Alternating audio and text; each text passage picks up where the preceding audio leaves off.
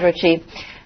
Okay, let's also bring you a comment from Aditi Nayar, Senior Economist at ICRA, on some of all the latest developments.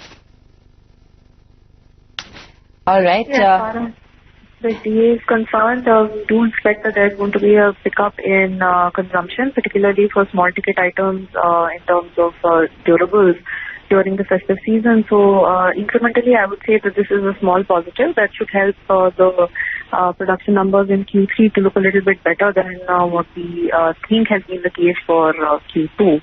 And the release of arrears for the last couple of months would at least give some, reasonable amount of extra disposable income in the hands of government employees and pensioners.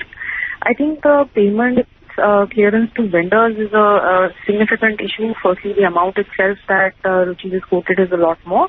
And I think that is something that is going to provide a lot of relief to the contractors and the vendors that are engaged with the government and improve their liquidity profile.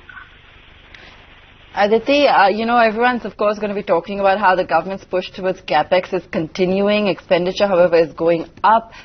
Does this also sound any concern for you, or do you feel for the moment it's really what's needed in order to kickstart things?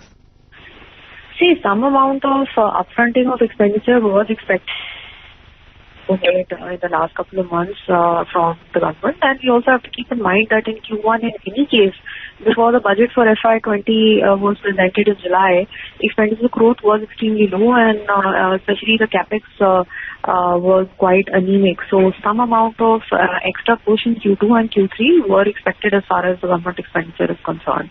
Now, of course, what will really be the end up being the cost of the corporate tax cut, where the overall direct and indirect tax growth will end up, we have a much clearer picture by the end of Q3. And I think that will then give a cue as to what Q4 will look like in terms of the pace of expenditure growth that can still be sustained by the government without having a large fiscal slippage.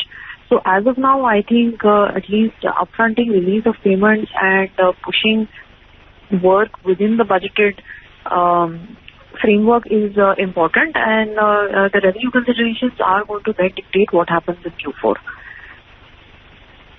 All right, Aditi, thanks so much for joining us with a quick take on those details and that announcements really that came in today. Good to get a sense from you, and positive really is the word coming in from Aditi. Now,